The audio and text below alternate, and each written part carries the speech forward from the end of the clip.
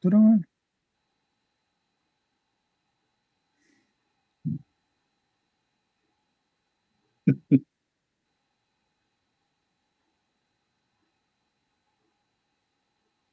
반갑습니다. 반갑습니다. 반갑습니다. 오늘은 우리 109년 3월 2일 제3회 온라인 메타버스 법회. 오늘은 원성 교무님을 모시고 수행해서 연마해야 될 것에 대해서 강의를 듣고 같이 공부하는 시간을 갖기로 하겠습니다.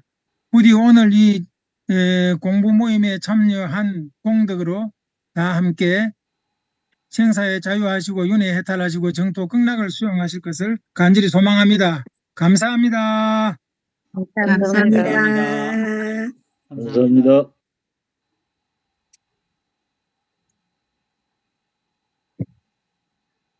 예, 반갑습니다. 네. 오늘 반갑습니다.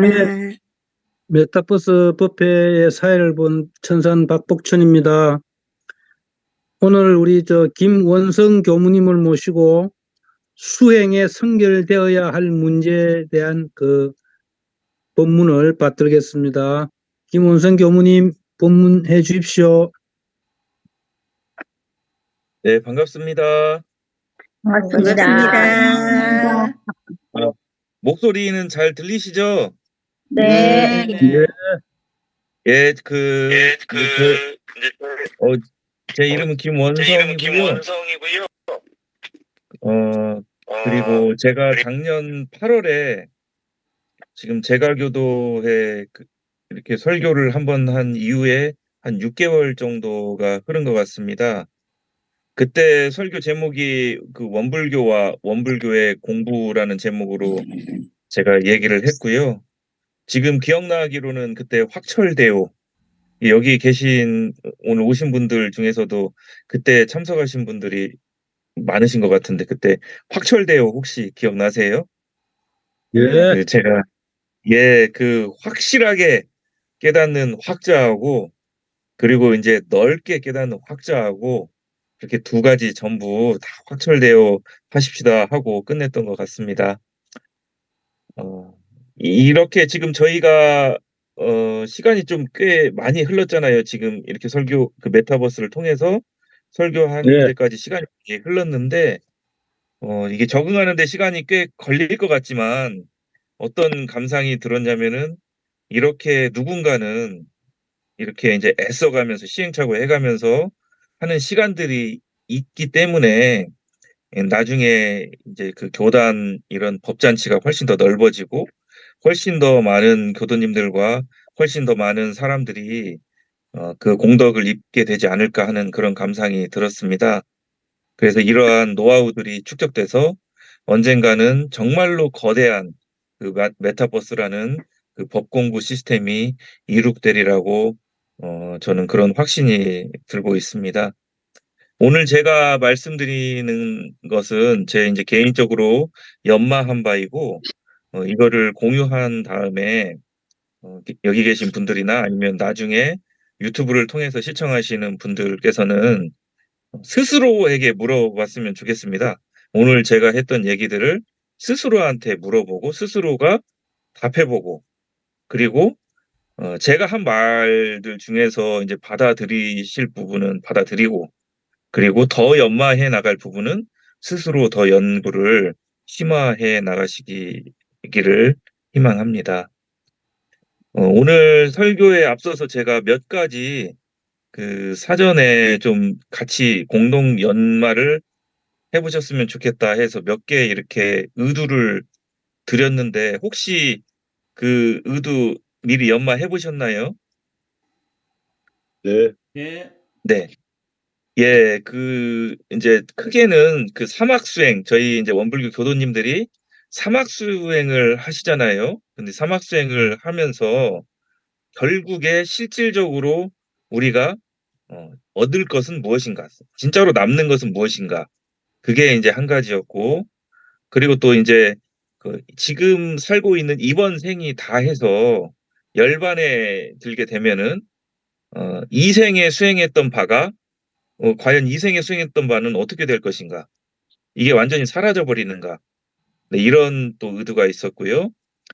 또 하나는 우리가 수행을 해가면서 머리로 아는 거, 그리고 몸으로 증득하는 거, 몸으로 정말로 얻는 거, 이것의 차이는 어떻게 다른가? 이것도 한 가지가 있었고요. 그리고 좀 큰 의도이긴 한데, 무시선은 우리가 무시선을 어떻게 할 것인가? 그리고 그것과 연결해서 유무념 공부는 어떻게 할 것인가? 사막병진을 어떻게 하는 것인가? 그보다 더 큰 주제로 사리 연구는 어떻게 할 것인가? 이런 의도들을 제가 미리 연마하시라고 아까 라 선생님한테 전달해 드렸습니다. 그러면 이게 굉장히 내용이 좀 많으니까요. 다른 거 없이 군더더기 없이 바로 들어가도록 하겠습니다. 먼저 우리가 사막 수행을 하면서 실질적으로 남는 것은 무엇인가에 대해서 한번 얘기를 드려보겠습니다.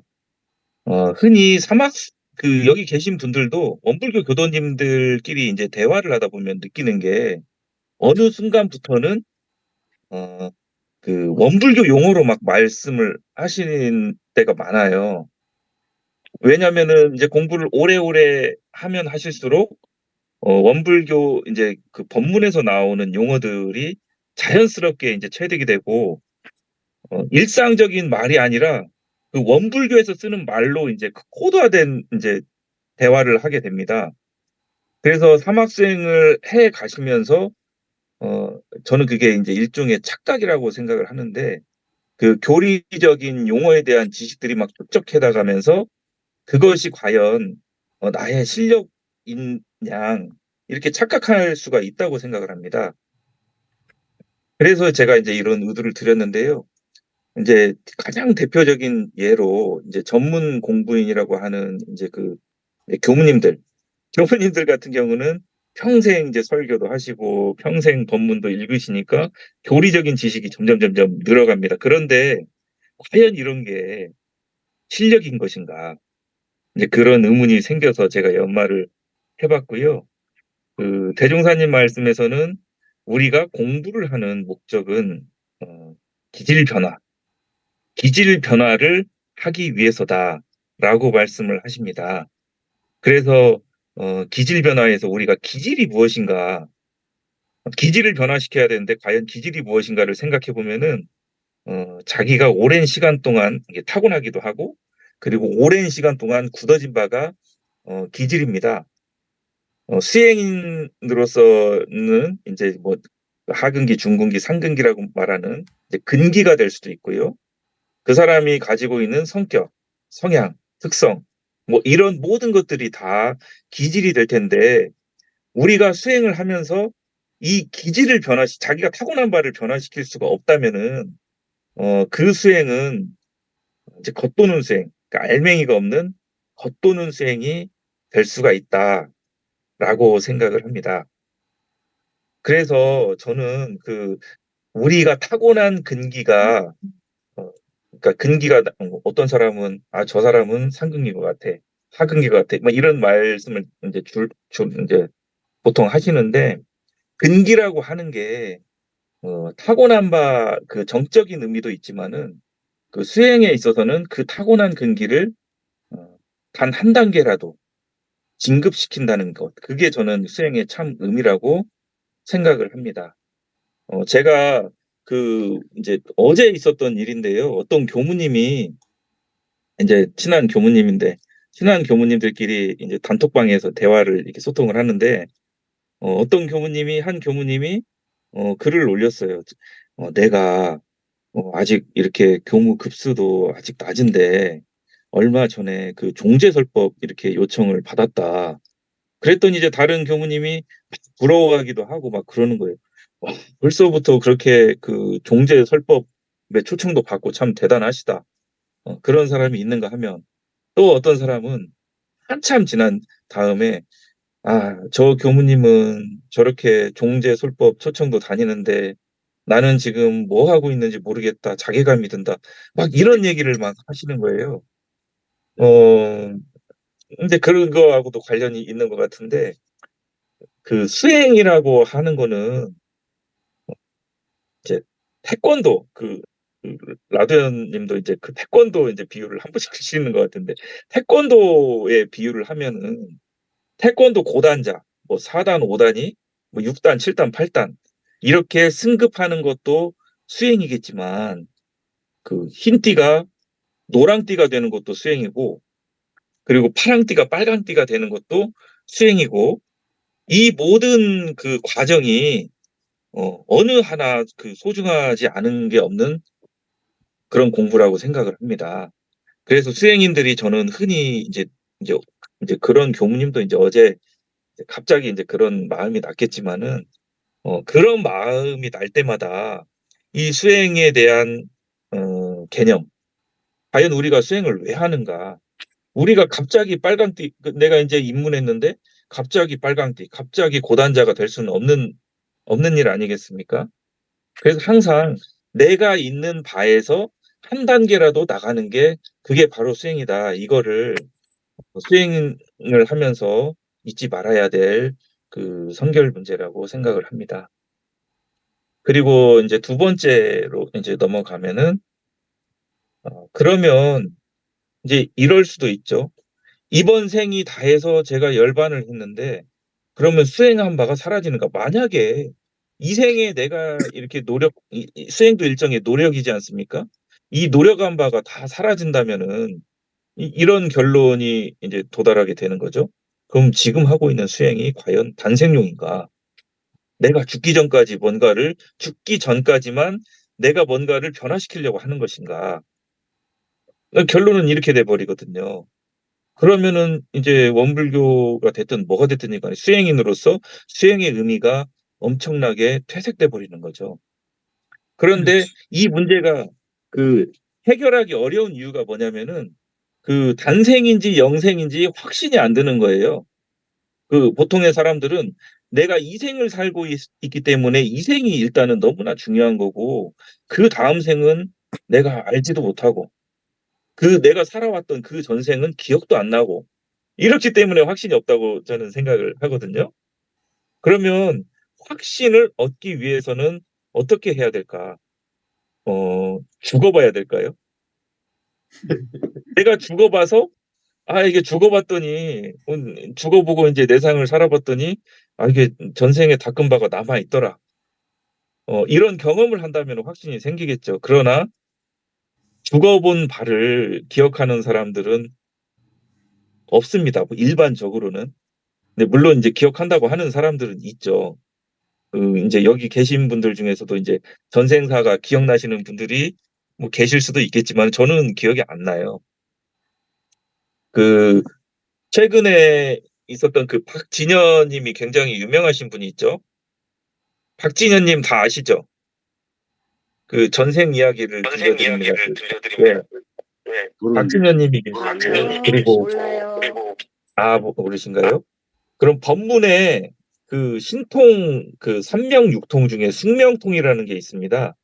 그러니까 수행을 오래 계속 하다 보면은 그 전생사가 다 이제 알게 되는 거예요. 이게 숙명통이라고 하는데 이런 의문이 들죠. 수행자에게 있어서 숙명통이 목표가 되어야 하는가? 실제로 저는 그런 교무님들을 본 적도 있고 그런 교도님들을 본 적도 있어요. 그러니까 어떤 이제 그러니까 내생하고도 관련이 있거든요. 그 내생에 무엇이 될 것인지 너무너무 궁금해가지고 그게 지상 과제예요, 그분한테는. 그리고 내가 전생에 어떤 삶을 살았는지가 너무 궁금한 거예요. 그래갖고 그것만 이제 쫓아다니고 그거를 아는 사람들을 이제 계속 이제 찾아다니고 그런 분들을 봤거든요. 그게 목표가 되면은 될까요? 원불교 수행인이? 안 되죠. 아니요. 아니요. 예. 아니요. 왜 안 될까요? 왜냐면요.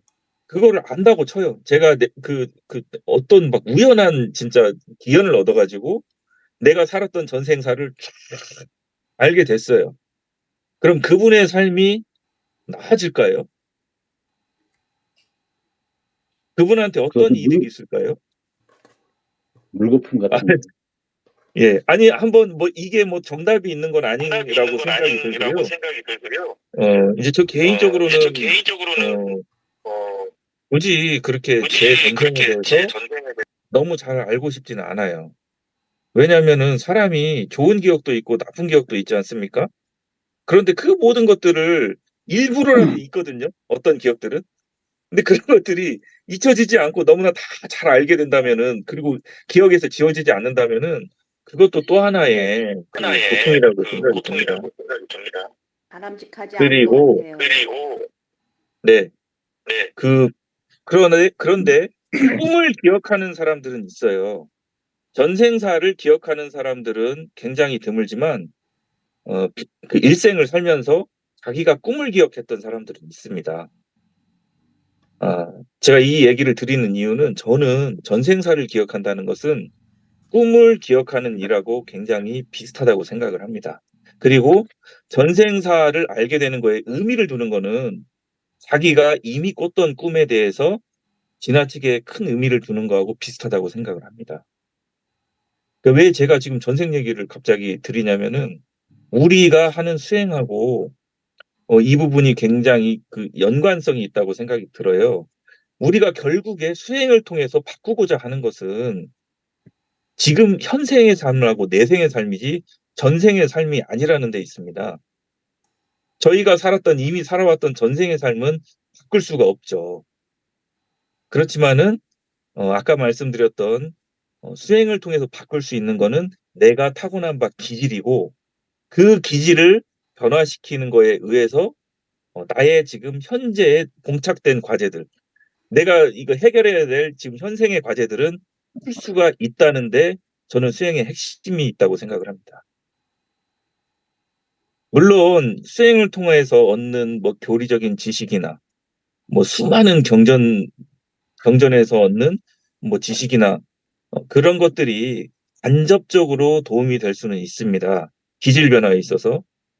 그렇지만은 정말로 자기 자신을 바꾸는 일에 있어서는 그런 것들이 너무 군더더기가 돼서는 안 된다고 생각이 들고요. 그래서 이제 다음 이제 퀘스천으로 바로 넘어가면은, 머리로 아는 것하고 몸으로 증득하는 것하고는 그러면 어떻게 다를까에 대해서 생각을 해봤습니다. 제가 요즘에 이제 영어 공부를 합니다. 이게 뭐 그 전에도 영어 공부를 많이 해왔지만은 요즘에는 이제 아는 영어가 아니라 하는 영어, 이 영어 공부를 하고 있어요. 근데 이게 차이가 뭐냐면은 어, 그 이제 처음 만났어요. 어떤 사람을 처음 만났는데, 외국인을 처음 만났어요, 미국 사람을. 근데 그 외국인이 Hello, how do you do? 이렇게 인사를 했어요. 그러면 한국 사람들은 어떤 걸 생각을 하냐면은, 교과에서 배운 how do you do? how do you do가 바로 나와야 돼요. 교과서에서는 그렇게 배우잖아요. how do you do? 그렇게 하면은 음, how do you do? 이렇게 인사하는 게 서로의 인사법이고, 그리고 how are you? 물어보면은 How are you? Fine. I'm fine. Thank you. 이렇게 나가야 되나요? Fine. Thank you. And you. 근데 이게 안 되시는 분들은 있어요. 그러니까 영어를 한 10년, 20년을 배웠는데 그 배우는 과정 속에서 Fine, Thank you, and you를 반복해서 배웠음에도 불구하고 실제로 미국 사람을 만났을 때는 Fine, Thank you, and you가 안 나오는 거예요.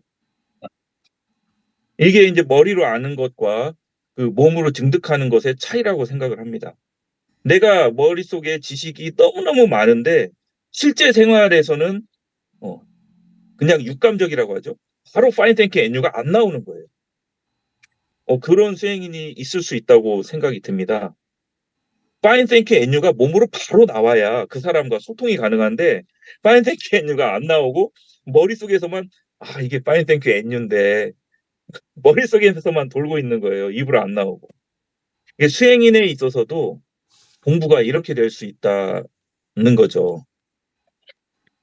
그렇기 때문에 우리는 현학적인 공부에서, 이거 머리로 알고 글씨로 쓰고 이런 공부에서, 나의 구체적인 생활에서 실제로 내 몸과 마음에 정말로 그 영양가가 되고 도움이 되는 공부로 진화해야 된다는 생각이 듭니다. 네. 저 혼자서 계속 떠드니까 조금 약간 그렇습니다. 네, 그리고 잘 듣고 있습니다. 질문 좀 예, 예. 해주세요. 질문 좀 해주세요. 그래야 답변 그- 드리죠. 예, 질문 시간은 제가 조금 이따가 드릴게요. 일단은 제 말 얘기만 좀 하겠습니다. 그러면 무시선은 어떻게 할 것인가? 이 얘기도 진짜 이제 교무님들한테도 교무 동지님들한테도 이제 자주 이제 질문이 들어와요. 나 정말 이렇게 내가 지금 교무인데 나 무시선을 도대체 어떻게 하는 거야? 이렇게 물어보시는 분들이 있어요. 그리고 어떤 분들은 그럼 유문영 공부는 우리가 유문영 하는데 유문영 공부는 어떻게 하는 거야? 이렇게 물어보시는 분도 굉장히 많거든요. 그 다 연관이 돼 있습니다. 무시선법이 이제 정전에 나와 있지만은 맨 마지막에 무시선법 맨 마지막에 나와 있는 게 뭐죠? 무시선의 강령이 나와 있죠. 네. 네. 무시선의 강령은 육군이 무사하면 하면 잡념을 제거하고 일심을 양성하며 그리고 육군이 유사하면 불의를 제거하고 정의를 양성하라. 이게 무시선의 강령입니다. 그러니까 그 긴 무시선법 법문을 축약하면은 이 문장 하나로 끝난다는 얘기잖아요. 육군이 무사하면 잡념 제거하고 무시선이 뭐야? 한마디로 해봐 하면은 무시선의 강령을 얘기하면 되는 거죠. 예, 그렇지 않습니까? 네. 맞습니다. 네. 그리고 이게 한마디로 하기 때문에 굉장히 쉽게 저는 다가오거든요. 그러니까 그러니까 인간의 삶에는 육군이 무사할 때와 육군이 유사할 때가 있는데 무사할 때는 일심을 양성하면 되고 유사할 때면 이제 정의를 양성하면 된다. 이게 다잖아요.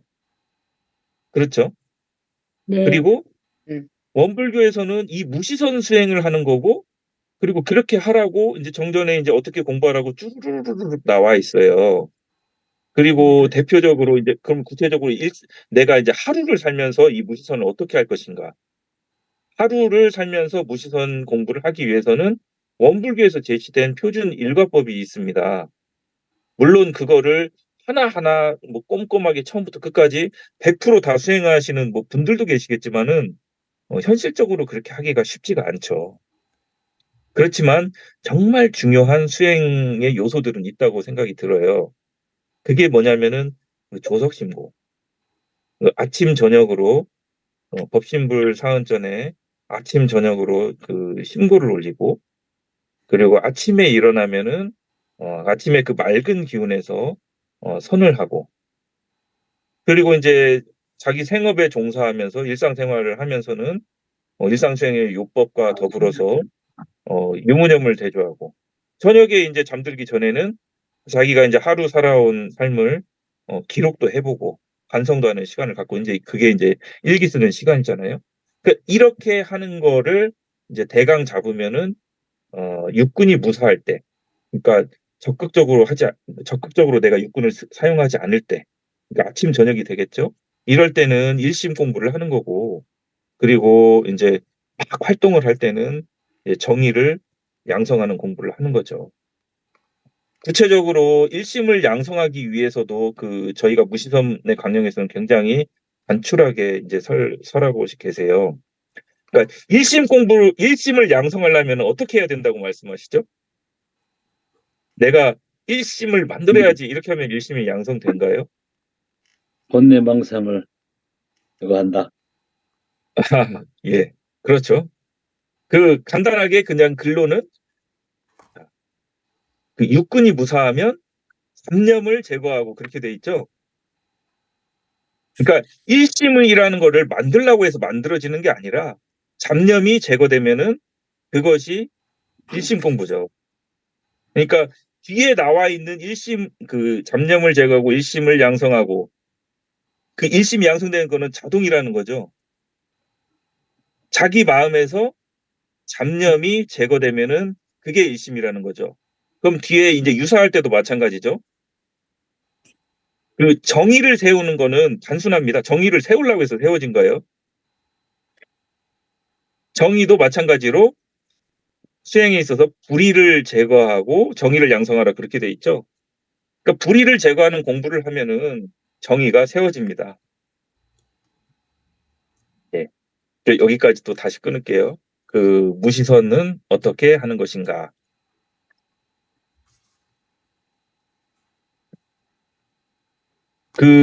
이 무시선 공부에 그 재미가 들리는 그 공부인들은 이거를 하지 않을 수가 없습니다. 왜 그럴까요? 그게 그 수행이니까요. 무시선을 하면 할수록 알아가는 것들이 있습니다. 자기 자신에 대해서 자기 자신을 바라보기 때문에 자기 자신이 뭐가 부족하고 뭐가 훌륭한지에 대해서 그게 점점 구체화가 됩니다. 그냥 추상적으로 나는 어떤 사람이야, 나는 뭐가 부족해 이게 아니고 그 삶의 한순간 한순간 경계들을 겪어가면서 그 순간마다 깨닫게 되는 거죠. 내가 정말로 왜냐면은 무시선이 결국에는 뭐 연불자선 할 때도 내가 번뇌망성이 막 치성하면은 그거는 그거대로 내 자신이잖아요. 내 자신을 알아야 되게 되는 거고 그리고 이제 일상생활을 해가면서 수많은 경계들을 겪으면서 자기 자신이 보이는 거죠. 그 경계에 대해서 내가 어떻게 반응하고 있는가, 경계를 내가 어떻게 처리하고 있는가, 이거를 관찰하는 게 무시선이잖아요. 첫 번째는 자기 자신을 정확하게 알아가는 공부가 되는 거고, 두 번째는 자기 자신을 알아가는 데 그치지 않고 자기 자신을 변화시키게 될 수가 있는 거죠. 무시선을 통해서. 그리고 이 무시선의 공부는 유무념 공부하고도 직결됩니다. 그 유무념 공부에 대해서 약간 짚고 넘어갈 게 있습니다.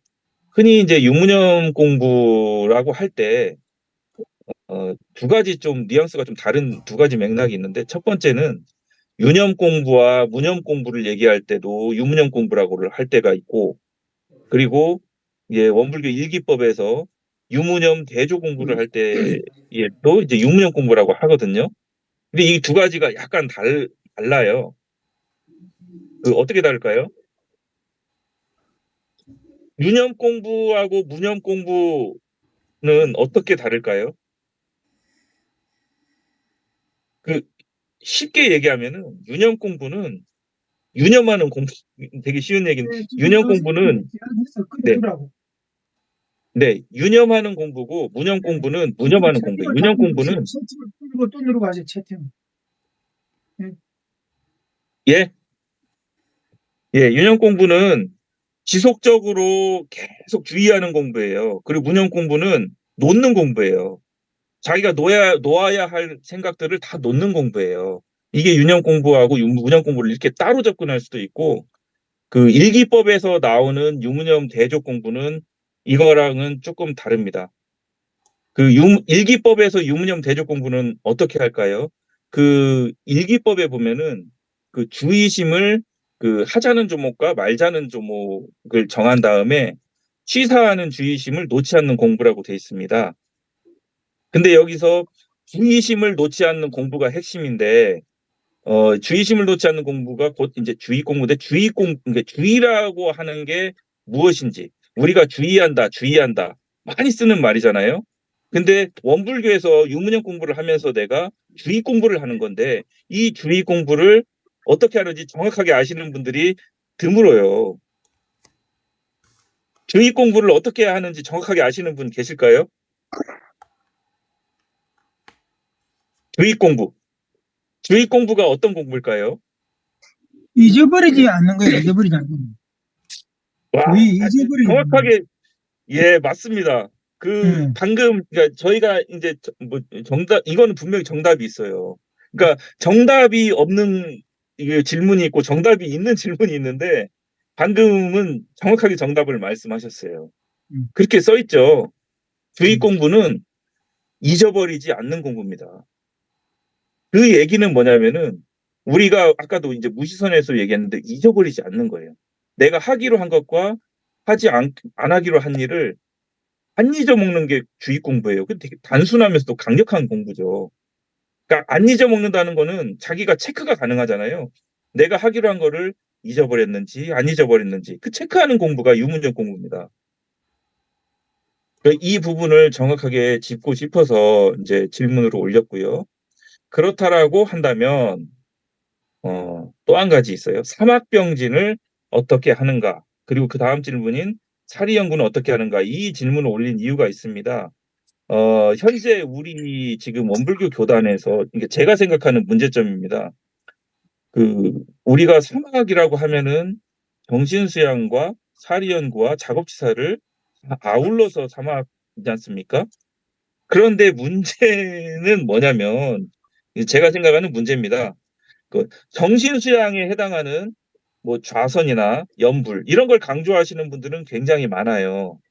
그리고 이제 뭐 일기 쓰고 이제 뭐 주의 조행 이런 거 강조하시는 분들은 굉장히 많은데 정작 사리 연구, 그러니까 연구 공부를 강조하는 분들은 제가 그렇게 못 본 것 같아요. 첫 번째는 그렇고요. 그리고 연구 공부를 어떻게 하냐? 이 질문에 대해서 정확하게 답변하시는 분들도 제가 못 만나봤어요. 그럼 사리 연구 공부는 어떻게 합니까? 구체적으로. 혹시 계셔요? 사리 연구 공부 어떻게 하시는지 아시는 분? 사리 연구 응용할 누가, 때 누가, 누가 다 답을 해봐. 알려고 노력하는 물으면 내가 거죠. 답할 테니까. 응. 누가 답을 해봐. 응. 네, 어떤 경기를 당해서 내가 사리적으로 필요한 것을 얻어낼 때 예, 항상 의문을 갖고 열심히 그걸 갖다가 알아내려고 연마하는 거죠. 그게 예, 빠른 수양 예, 방법, 사리연 방법 지름길이라고 한 게 있거든. 예, 아름아름 놓지 않는 거. 경기를 당해서. 예, 예, 예, 예, 예. 저희가 사막 공부를 할 때는 목표가 있죠. 사막 공부를 하는 목표가 분명히 제시가 돼 있어요. 사막 공부를 하는 거는 이제 정신수양 공부라는 거는 수양력을 얻기 위해서고 사리 연구를 하는 이유는 목적은 연구력을 얻기 위해서고 뭐 취사 공부도 취사력을 그 힘을 얻기 위해서 공부를 하는 거지 않습니까? 그러면은 정신수양을 꾸준히 해요. 정신수양 공부를 내가 조석으로 연불 자선 뭐 자선도 하고 일상생활에서 연불도 꾸준히 하고 그러면은 내 수양력이 이게 증가가 되는 게 느껴지시죠? 안 느껴지신가요? 아침 자선을 꾸준히 하시면 안 할 때보다 경계에 흔들리는 그 횟수라든지 강도가 훨씬 더 진급이 됩니다. 체득 다 하셨을 것 같은데 아니신가요? 나타나죠.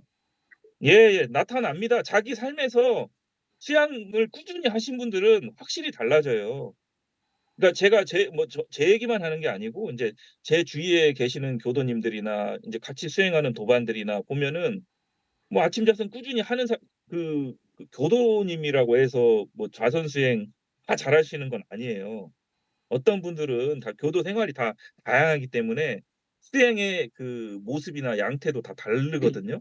근데 정말로 자기가 일심으로 막 조석심고도 꾸준히 하시고 아침 자선도 정말로 꾸준히 정진하신 분들은 분명히 그분의 그 힘이 달라져요, 수양력이. 그런데 제가 묻고 싶은 부분은 교무님들은 뭐 당연하고요. 근데 제가 묻고 싶은 부분은 뭐냐면은 연구력이에요. 연구를 이렇게 논리가 그렇지 않습니까? 연구도 꾸준히 하면은 그 연구력이 진급이 돼야 되는 거잖아요. 근데 연구력이 진급이 되나요? 쉽게?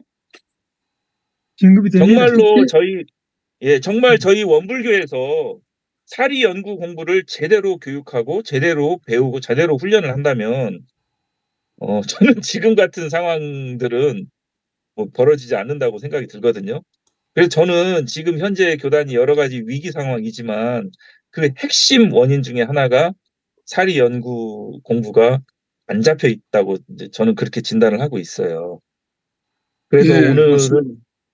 오늘은 제가 여러 가지 제가 그 사전 의도를 던졌지만은 제가 드리고 싶은 핵심은 여기 있습니다. 사리 연구 공부에 대한 균형이 지금 틀어져 있는 상황이고 그렇기 때문에 우리 교도님들이 이제 수행을 하실 때도 이 점을 명확하게 좀 아시고 사리 연구 공부의 중요성도 명확하게 아셔야 되고 사리 연구를 어떻게 할 것인가에 대해서 자기 스스로 확신도 있어야 되고 계획도 있어야 되고 그걸 통해서 실제로 삶에서 연구력이 진급이 돼야 되고 저는 그러셨으면 좋겠습니다. 그러면 구체적으로 네. 그러면 사리 연구 공부가 이게 아까 얘기한 막 그 지식의 축적, 교리 지식의 축적, 교법 지식의 축적, 이런 식으로 지적 유의나 막 혼자만 알면은 그 축적되면 좋거든요. 그건 그거 나름대로. 근데 그것이 아니라 정말로 사리 연구를 통해서 자기 자신의 삶도 해결이 되고 그랬을 때 이제 다른 사람한테 이제 전해줄 수도 있는 거거든요. 왜냐하면 자기 삶에서 확신이 드는 거잖아요. 사리 연구 공부를 통해서 자기 문제를 해결하게 되면은 자기 스스로 확신이 되고 이거는 당장 자기 가족한테 전달하지 않을 수가 없게 되는 거죠. 저는 이게 이렇게 제대로 선순환이 돼야 결국에는 원불교가 살아나고 교화도 이제 발전이 된다고 생각이 듭니다. 제가 또 한 가지 더 말씀을 드릴게요. 근데 저희 어머니예요. 이게 어머니한테 좀 죄송한데 저번 제가 설교할 때도 어머니 얘기를 잠깐 드렸던 것 같은데 저희 어머니가 지금 한 법사님이 되신 지 꽤 되셨어요. 거의 한 10년 거의 10년 다 돼 가시는 것 같은데 지금도 이렇게 막 사경을 하세요. 얼마 전에도 이렇게 그 전서를 통으로 막 쓰는 사경 있잖아요. 노트에다가 전서 첫 글자부터 시작해서 뒷글자 어떤 분은 막 성가까지 다 이렇게 사경을 하시더라고 처음부터 끝까지. 이게 뭔 말인지도 모르는데 막 그냥 똑같이 써요. 거의 그림에 가까워요. 이렇게 막 하시는 거예요. 그런 케이스가 있어요. 두 번째, 제가 이제 그 교도님들을 보면은 이제 이런 얘기를 하세요. 아, 나는 내가 그 전서 사경을 한 10번 정도 했어. 이제 뭐 어떤 분들은 난 100번 했어. 막 이런 분들도 있어요. 그리고 어떤 분들 보면은 나는 지금 10년째 법회에 무결석하고 있어. 나는 20년째 무결석. 저번에도 제가 이 얘기 했을 거예요. 근데 지금 그분들이 안 계셔서 이런 말 하는 거지만은 그게 본인 삶에 얼마나 도움이 될까요? 별로 안 돼요. 예, 제가 그 말씀을 드리고 싶은 거예요. 우리가 수행을 할 때 실속 있는 수행도 일종의 인간의 행위잖아요. 어떤 행위를 할 때는 수행이라면은 자기 삶에 의미 있는 행위를 하자는 거예요. 자기 삶이 개발이 되고 자기 삶이 나아지는 행위를 해야 되지. 그 반복되는 그 반복 작업에 불과한 저는 그런 행위라고 생각을 하거든요. 물론 이제 좀 아직은 나아지겠지만 너무 효율성이 떨어지지 않습니까? 그러니까 사리 연구 공부도 그렇게 뭐 경전사경하고 이러지 말자 그거예요. 경전사경을 할 시간이 똑같은 인간이 살 수 있는 시간은 정해져 있는 거잖아요. 그렇다라고 한다면 수행은 효율적으로 해야 된다. 그리고 사리 연구 수행은 그런 식의 지식의 확장이나 그런 식의 그 용어의 숙달이나 이런 문제가 아닙니다. 내 삶에 있어서 내가 쓰고 있는 이 몸뚱이, 그 육군이라고도 하잖아요. 육군도 어려워요. 너무 말이 그냥 몸뚱이하고 마음이라고 할게요. 내가 사용하고 있는 이 몸뚱이와 마음을 나한테 어떻게 사용하는 것이 나한테 도움이 될 것인가? 이거를 연마하는 게 사리 연구입니다. 그러니까 그렇게 공부를 하고 계시냐 이 말이에요. 원불교 교도라는 이 집단이 그렇게 공부하고 있냐 이거를 묻고 싶은 거예요. 내가 일상생활에서 수없이 많이 사용하잖아요. 몸이나 마음이나 이런 것들을. 근데 정말로 이게 나한테 도움되게 지금 내가 쓰고 있느냐. 만약에 그렇지 않다라고 한다면은 어떻게 사용하는 것이 나한테 정말로 도움이 되는 사용이냐. 그러니까 사용하기 전에 연구를 하는 거예요. 이게 사리 연구라는 거예요. 그러니까 저는 공부를 이렇게 해야 되고 그리고 그거를 조직적이고 시스템화한 게 원불교 교단 그 교무 시스템이에요. 근데 크게 이제 더 크게 확장해서 생각해 보면은 지금 이게 교화에 있어서 이 교무 시스템이 안 돌아가고 있는 겁니다. 뭐 그건 그렇고요. 그리고 사리 연구하고 뭐가 관련되냐면은 제가 지금 구체적인 삶에 대해서 자꾸 얘기를 하는데 사리 연구하고 가장 직접적으로 와닿는 대종사님 법문 말씀이 저는 그 고락에 관한 법문 있죠? 고락에 관한 법문이라고 생각을 합니다. 그 고락에 대한 법문을 보면은 뭐 첫 번째는 이제 고락에 대해서 고락은 뭐다. 그것도 굉장히 쉽게 설명을 하죠. 고가 뭔가요? 대종사님이? 되게 단순해요. 되게 단순합니다. 어려운 게 아니. 대종사님 말씀 특징은 쉬워요. 고는 뭐냐면 싫어하는 거예요. 사람들이. 낙은 좋아하는 거고. 그렇겠지. 네. 사람들은 다 고는 싫어하고 낙은 싫어해요. 아니 낙은 좋아하죠. 그렇죠? 그 고락에 대한 이제 그 설명이 있고 그다음 그 원인이 있고 뭐 그렇게 쭉 법문이 그렇게 구성돼 있어요. 근데 그 사리 연구를 통해서 이 고락에서 좋아하고 싫어하는 이 문제를 해결하자 그거예요. 결국에는 저는 그게 사리 연구의 핵심이라고 생각을 합니다. 그게 그 이제 그러니까 제가 이제 제 얘기 대충 끝나고 나서 이제 사리 연구 법문에 대해서 이제 정말 사람들이 놓치는 부분들만 딱딱 쪽집게 과외 선생 같이 좀 짚어드리려고 해요. 이미 다 뭐 아시는 분들도 있으시겠지만은 그래도 혹시 몰라서 이제 짚어보시려고 하는데 이 고락에 대한 문제가 그 인류 역사를 통틀어서 그 인류의 저는 화두였다고 생각을 해요. 왜냐면은 사람들은 고통을 좋아하는 사람들은 없어요. 정말 그 막 무슨 고행주의나 막 이런 사람들 빼고는 보통 사람들은 고통스러운 거 싫어해요. 그리고 잘 먹고 잘 자고 잘 입고 그런 거 다 좋아하고 그렇지 않습니까? 네. 이 문제가 인류의 화두였어요.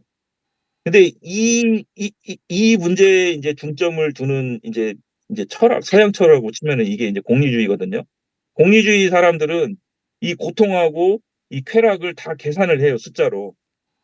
이거는 고통 10점, 이거는 고통 70점, 이거는 뭐 행복 10점, 30점, 이런 식으로 계산을 하는 게 이제 공리주의자들인데, 이 계산법을 저는 대종사님이 그대로 받아들였다고 생각을 해요.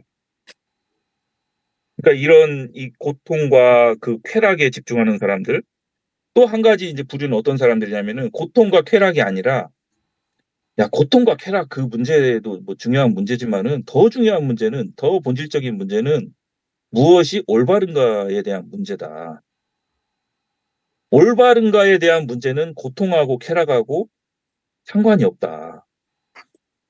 아무리 고통스러워도 다른 것은 해야 되는 거고 아무리 좋은 것이라도 그런 것 하지 말아야 된다. 이게 이제 그 의무론자들, 그러니까 도덕을 중요하게 생각하는 사람들은 이제 이렇게 흘러가거든요. 그래갖고 이걸 가지고 평생 싸워요. 뭐가 더 중요한 문제냐? 우리가 그 좋은 것을 추구하는 문제가 더 중요하냐? 아니면은 다른 것을 추구하는 문제가 더 중요하냐? 근데 놀랍게도 이 서양 철학에서 서양 사람들이 평생 동안 쌓아온 동서양을 막론하고 평생 동안 이 쌓아온 이 쟁점을 짧게 정리한 법문이 고락에 대한 법문입니다. 그 고락에 대한 법문이 그래서 이제 굉장히 중요하고 이 법문은 아까도 말씀드렸지만은 그 우리 사리 연구하고도 밀접해 있습니다. 왜냐하면 우리 삶이 그렇잖아요. 우리의 삶이 고락을 떠나서는 그 설명하기가 힘들고 시비를 떠나서 그 옳고 그런 걸 떠나서는 그 설명하기가 힘들기 때문입니다. 그래서 원불교 교도님들은 수행을 하실 때 이 고락에 대한 문제와 그리고 이제 시비 이해에 대한 문제를 해결을 하셨으면 좋겠습니다. 그러니까 이 부분에 대해서 토가 안 떨어지신 분들이 교무님들도 많아요. 아니, 왜 제가 많다고 얘기를 드리냐면은 물어보면 대답을 못 해요. 교무님, 시비 이해가 정확하게 뭔 말이에요? 어떤 사람들은 이렇게 얘기해요. 그 시가 이로운 거고 이가 해로운 거야. 이렇게 얘기하시는 분들이 있어요. 어떤 사람들은 야, 시비하고 이해는 관련이 없어. 이렇게 얘기하시는 분들도 있고 이게 정리가 안 돼 있다니까요. 그러니까 정리가 안 돼 있다는 말은 수행을 할 때 이제 그 기준이 없다는 얘기랑 똑같다고 생각이 들어요. 이게 정확하게 딱 떨어져야 우리가 12의 공부를 정확하게 할 수 있는 거지. 이게 안 떨어지는데 어떻게 12의 공부를 할 수 있겠습니까?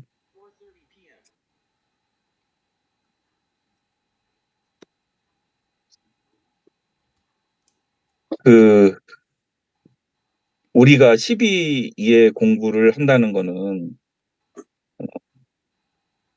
그러니까 즉 이제 사리연구 공부를 한다는 거는 이제 사리연구 공부를 할 때는 대소유무 공부, 대소유무를 이제 공부하고 12예를 공부한다는 거잖아요. 근데 이 대소유무와 12예를 알아야 일단 뭘 알아야 어? 그 옳은 것을 선택할 수 있고 나한테 이로운 것을 선택할 수가 있는 거잖아요. 그래서 사리연구 공부하고 바로 이제 이어지는 공부가 작업 취사 공부고 그 작업 취사에서 취사라는 말 자체가 내포하고 있는 말은 선택할 수 있다는 거잖아요. 우리가 취할 것은 취하고 버릴 것은 버리고 이것을 선택할 수 있기 때문에 공부를 하는 거지. 만약에 그 운명론자들 있잖아요. 내가 아무리 노력을 해도 내가 지어놓은 업 때문에 어쩔 수 없어 이거는. 내 운명은 이미 결정돼 있어. 이제 뭐 점 보는 사람들은 뭐 그렇게만 흘러가기도 쉽고 만약에 정말로 그렇게 흘러간다면 우리가 사막 공부를 할 필요가 있을까요? 어차피 다 정해져 있는데.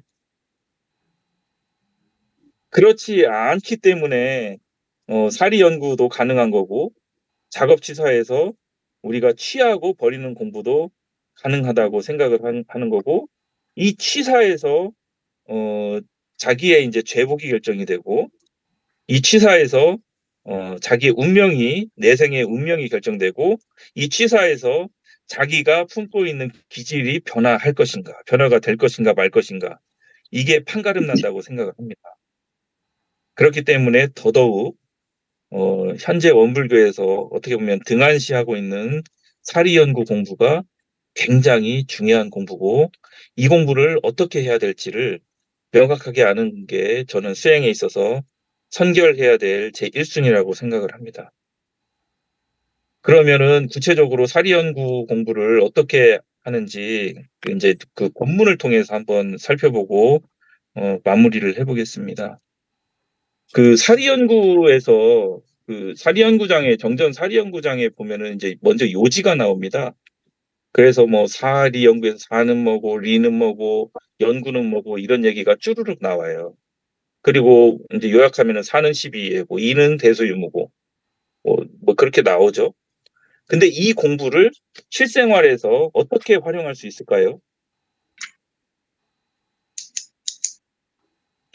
지금 제가 막 말을 막 하고 있잖아요. 제가 지금 그 설교한다고 지금 말을 막 하고 있는데 이렇게 아무리 말을 해도 지금 듣고 있는 교도님들한테는 들어오지 않아요. 잘 들어오지 않아요. 왜냐면은 사리 연구 자체가 굉장히 다 용어고 추상적이기 때문이에요. 근데 이 사리 연구에서 대소유무나 12예를 본인의 삶에다가 대입시켜 본다면은 얘기는 완전히 달라집니다. 나의 삶, 내 그 하루 일과를 다 짜게 보는 거예요. 배소로. 내 하루를 대로 보면은 내가 아침, 점심, 저녁 이건 소로 다 짜길 수가 있죠. 그리고 아침 중에서도 더 짜게 보면 시간으로 짜길 수도 있죠. 하루를 24시간으로 짜게 보면은 그것도 이제 대소유무가 공부가 되는 거고 일단 다 짜게 보고 이 짜게 보는 공부가 대소유무의 공부의 핵심입니다. 일단은 짜게 해야 돼요. 그리고 쪼개. 네, 네, 예, 사투리죠. 쪼개봐야죠. 네, 일단은 쪼개봐야 되고요. 그리고 쪼개는데 그치면 될까요? 합해보는 공부도 배룡사님께서 함께 해야 된다고 하셨죠. 대소유무를 다 쪼개보기도 하고 합해보기도 하고 그래야 능한다고 하셨죠. 이걸 다 합해보기도 하는 거예요. 합해서 하루를 만들어보기도 하고 그 하루하루를 다 합해가지고 한 달, 1년을 만들어보기도 하고 지금 저는 대소유무의 지금 한 예를 들고 있는 거예요. 자기의 생활을 대소유무로 이렇게 쪼개볼 수도 있는 거고, 그리고 자기가 하고 있는 일을 하나하나 다 쪼개볼 수도 있습니다. 자기가 어떤 사람이든지 간에 다 직업이 있을 거 아닙니까? 그 직업을 다 쪼개볼 수도 있어요. 그 자기 직업과 다른 사람 직업을 쪼개볼 수도 있고, 그걸 다 합해볼 수도 있습니다. 예전에 그 각산 신도영 그 종사님 일찍 열반하신 그 선지님이 이제 그 대소유무에 대해서 이제 설명을 하실 때 그런 식으로 많이 설명을 하셨어요. 그 앞에 있는 뭐 예를 들어서 뭐 볼펜이면은 볼펜 하나에도 볼펜이 대인데 그걸 소로 보면은 볼펜 심이 있고 볼펜 꼭지가 있고 그 누르는 게 있고 볼펜 버튼이 있고 이렇게 다 쪼갤 수 있잖아요. 그러니까 그 네. 볼펜에 대해서 쪼개 보면은 어떤 대상을 일일이 다 쪼개 보면은 그 대상이 명확하게 보이는 거예요. 잘게 쪼개면 잘게 쪼갤수록 쪼갤 수 없을 때까지 계속 쪼개 보는 거예요. 그러니까 그런 공부를 일상에서 하자는 거예요, 원불교 교도님들은. 그런데 안 하고 있죠. 그냥 좀 팩트 공격을 하는 거예요. 안 해요, 이런 공부를. 그리고 이 공부를 하냐 안 하냐, 그 어디서 나오냐면은 일기에서 나와요. 일기에서 가끔 보면은 무슨 우수 일기 해가지고 내가 어떤 그 경계를 닥쳤다. 근데 내 마음이 어? 원래 없는 그 자리로 돌아가서 반주해 보니까 이거는 내가 내 마음이 요란해진 게 끌린 것 같다. 다음부터는 안 끌려야겠다. 끝. 이게 뭐 우수 일기거든요. 이거 사리 연구 아니에요. 사리 연구는 쪼개봐야 돼요. 내 그 경계가 어떤 경계였는지 다 그 경계를 쪼개보고, 그리고 내 마음이 어, 어, 그 마음이 어떤 마음인지를 다 쪼개봐야 돼요. 쪼개보기도 하고 합해보기도 하고, 그게 나와 있어야 되고 그걸 기록해야 되고, 그 기록을 동지간에는 이제 교환해 가면서 같이 이제 회화를 통해서 아 그거는 그렇게 공부를 했는데 뭐 이건 맞는 것 같아, 뭐 이건 아닌 것 같아, 대화 이제 소통돼야 되고, 교무님들 중에서 그런 이제 대소유무나 시비리에 이런 사리 연구 공부에 밝은 사람들하고 이제 감정도 받아야 되고 이게 돌아가야 되는데, 그리고 나서 정말로 내가 이렇게 사리 연구를 해서 다음 경계, 비슷한 경계에 대입해 봤더니 이게 잘 됐는지 못 됐는지, 내 분석이 잘했는지 못했는지 이걸 또 검증해야 되고, 이런 시스템이 구축돼야 저는 원불교 이게 교화 시스템이라고 생각을 하거든요. 근데 이게 안 이루어지고 있다는 거죠. 근데 이 공부를 하자는 거예요, 여기 계신 분들이라도.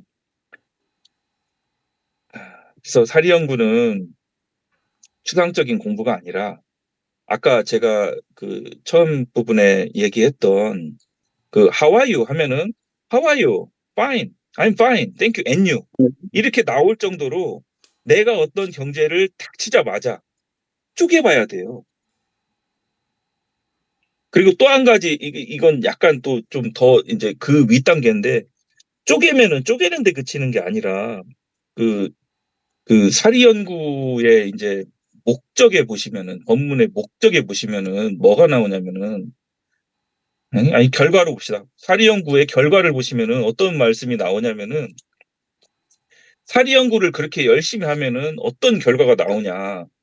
이것도 되게 중요한 포인트인데, 우리가 사리 연구 공부를 오래오래 계속하면 천만 사리를 분석하고 판단하는데 걸림없이 하는 지혜의 힘이 생겨 결국 연구력을 얻을 것이니라. 이렇게 돼 있죠. 자, 지혜에 힘이 생긴다는 말하고 지식을 갖추게 되는 거하고 완전히 다른 말입니다. 사리 연구를 통해서 내 지식이 확장이 돼 갖고 모르는 게 없어요. 모르는 게 없어요. 이 세상 지식을 사리 연구를 했더니 막 지식이 계속 쌓여가지고 막 늘어나요. 이게 핵심일까요? 이 구분을 잘해야 된다고 생각이 들거든요. 내가 사리 연구를 공부를 하는 목적이 뭔가를 많이 알려고 하는 걸까요? 바르게 보고 바르게 판단하자.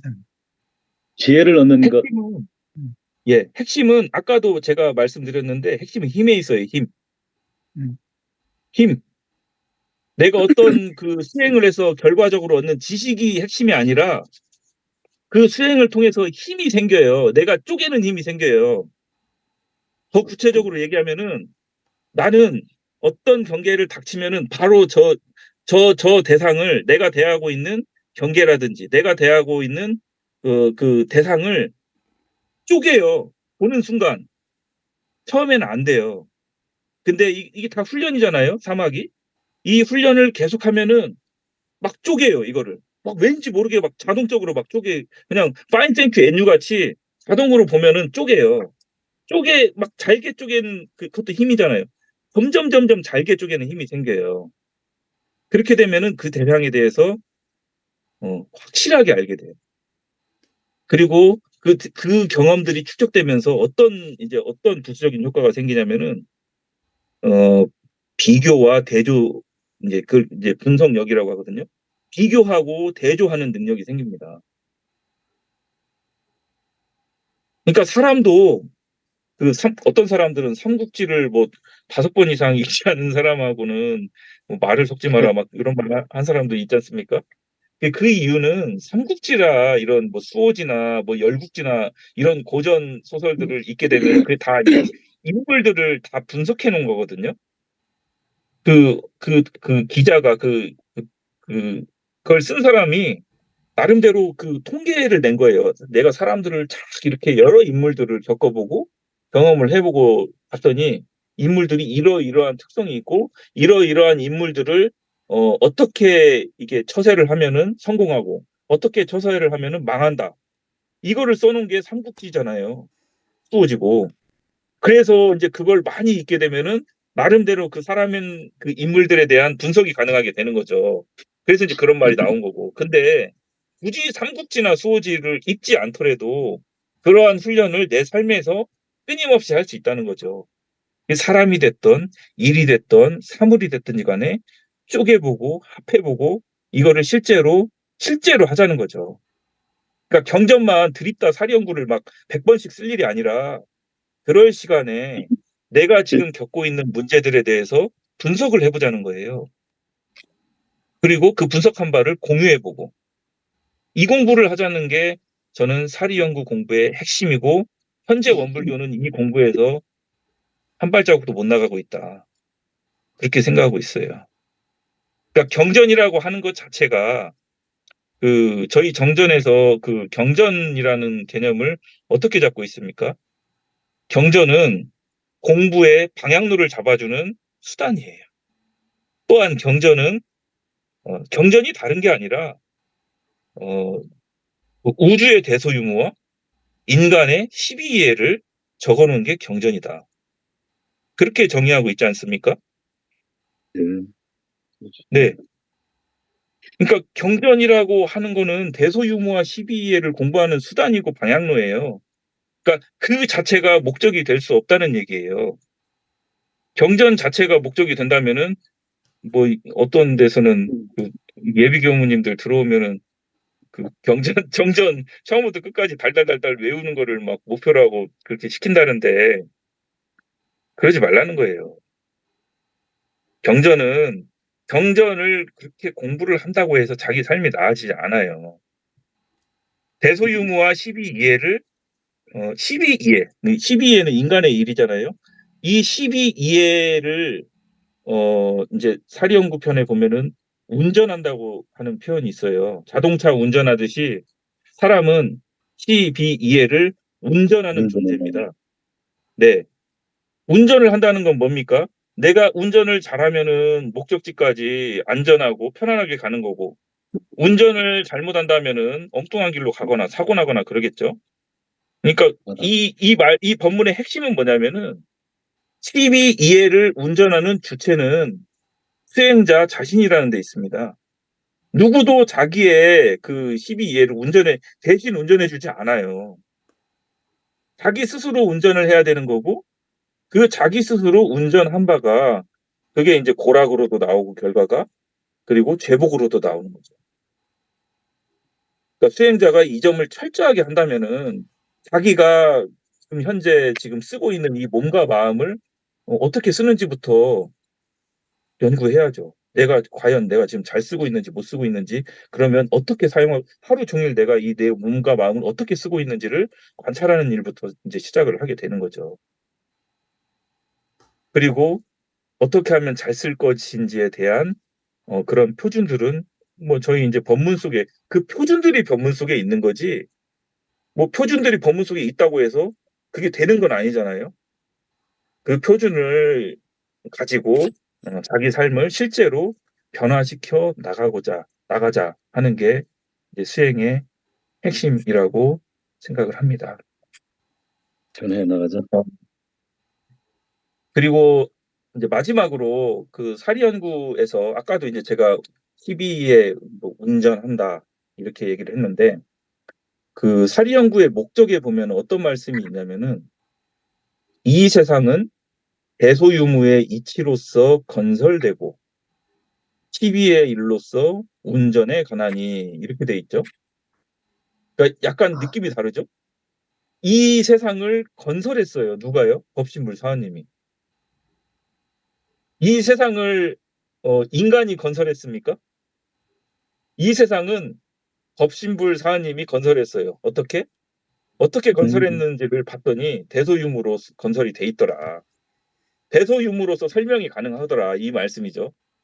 그리고 인간의 일을 봤더니, 인간이 살아가는 인생사를 이렇게 딱 대종사님이 보셨더니 이게 12이해로 설명이 되더라. 그리고 이게 누가 이렇게 만들어주는 게 아니라 전부 각자가 이렇게 12이해 일로서 고통도 스스로 만들고 그 행복도 스스로 만들고 그러고 살고 있더라, 그거잖아요.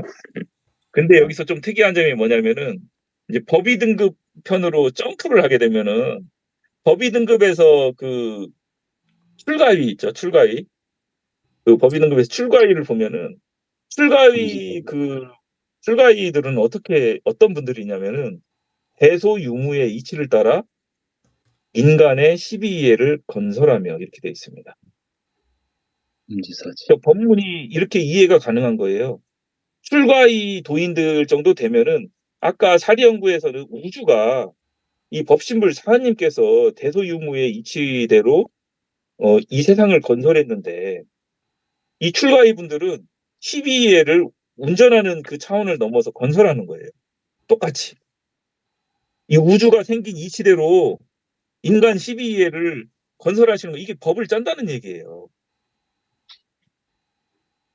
그러니까 저희가 처음 이제 운전을 열심히 해가지고 이제 이게 수행이 이제 순숙되게 되면은, 결국에는 우리가 12회를 어떻게 12회를 어떻게 운전하자는 거냐면은, 그 모범이 되는 거는 우주의 대소유무의 이치하고 같이 운전을 하자는 거예요.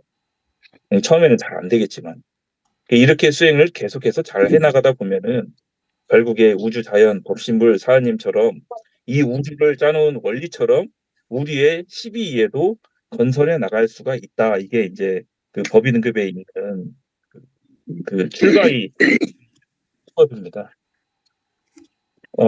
제가 이제 말씀드릴 부분은 이제 여기까지 드리고, 지금 했던 얘기들이 사실은 전부 다 이제 추상적인 얘기들이기 때문에, 그런 구체적인 삶에서는 이제 어떻게 살고 이제 그런 거는 이제 그 문답 시간을 통해서 좀 더 보강을 하도록 하겠습니다. 감사합니다. 감사합니다. 감사합니다. 감사합니다. 감사합니다. 그러면 이제 문답 시간을 갖고 있어 가지면 되겠습니까? 네. 네. 그러면 지금 우리 그 원성 교무님의 강연 중에 본문 중에 이제 이 자기의 생각이나 또는 의문나는 점이 있으면은 질문하고 문답을 해 주시기 바랍니다. 사회 잘 보내. 많이 늘었다. 아니 없는 거 보니까 봉사님이 한번 문답 한번 해주이소. 내가 이철은 네. 있잖아. 개구법사 이철은. 어디 가나 원산. 개구법사 안 하나. 개구 오늘은. 개구 해봐. 네, 할게. 하고 나서 내가 할게. 네, 예. 원성기 의원님 내가 먼저 할까? 잠깐만요, 원- 잠깐만요. 죄송합니다. 해, 해. 말씀하신 분은 앞에 몇 발자국 나갔다가 다시 들어오시면 좋겠습니다. 너무 지금 정적인 환경이기 때문에, 네, 앞에 좀 걸어 네, 나가셨다가 그렇게 말씀하시고 해보겠습니다. 다시 들어오시고 오면 좋겠습니다.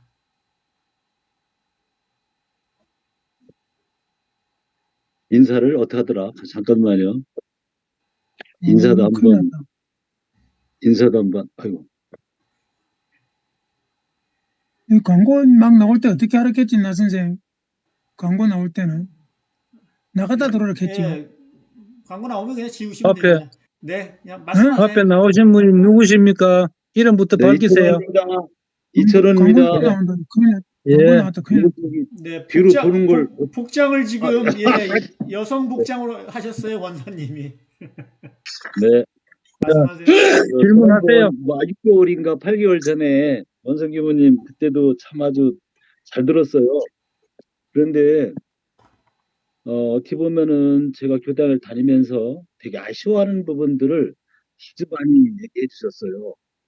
특히 그 가운데 하나를 이제 꼬집으면은 저희들이 컴퓨터로다가 사경하는 거 있잖아요. 제가 언젠가 그 사경을 뭐 한 60페이지 정도 했을까? 근데 남는 게 하나도 없는 거예요. 그런데 어떤 사람이 저희 교당에 한 사람이 한 30번, 60번 정도 아마 그걸 전체를 다 컴퓨터 상영을 했을 거요. 그래서 전국적으로 막 한 5위 내에 들어갈라나? 하여간 상당합니다. 그런데 제가 마음속으로는 상당히 거북하게 생각했어요. 예를 들면은 아까 말씀하신 어머님께서 법사위에 올라가셨는데 그냥 서경을 그리는 거라는 말씀 아까 용어를 쓰셨어요. 그냥 그리는 건가? 근데 뭔지 모르고 한다는 거죠. 요거까지 나오면 좋은데 한 번 더 나가면은 대종사님은 상마에 올라갈 경우에는 전성하지 못한 자는 올라가지도 못한다. 그러면 안 된다. 이런 말씀 주셨는데 어찌 보면은 저희들은요 아무 상관없어요. 그와.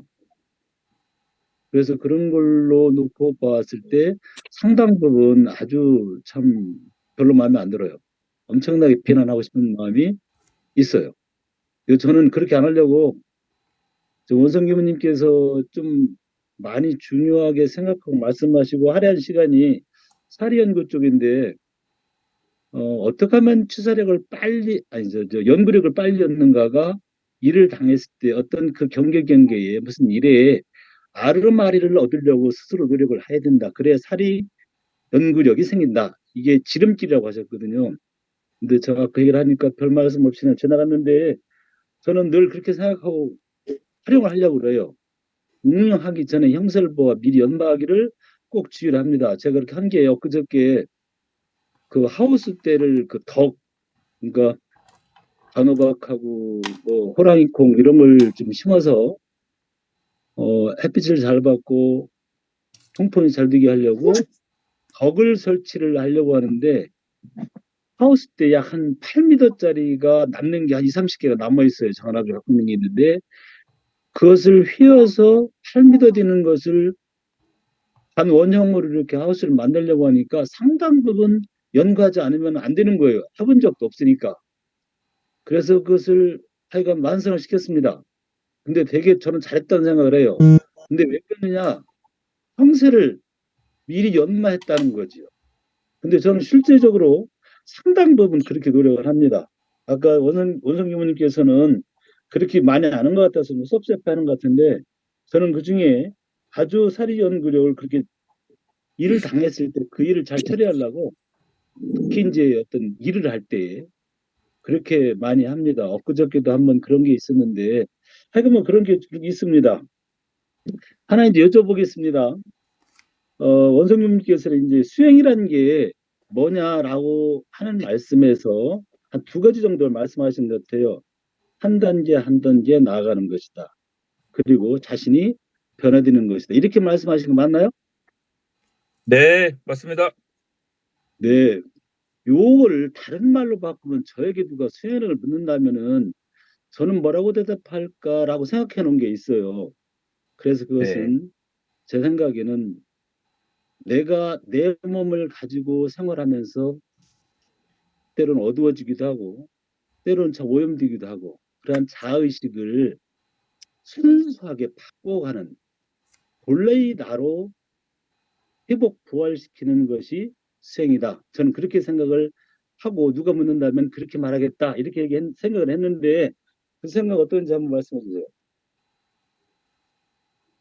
아, 이제 그 말씀도 그 말씀이 맞죠. 아까 제가 그 대소유무를 건설하시는 그 출가의 도인들에 대해서 법의 등급에 나와 있는 그 법문을 이제 인용을 했는데요.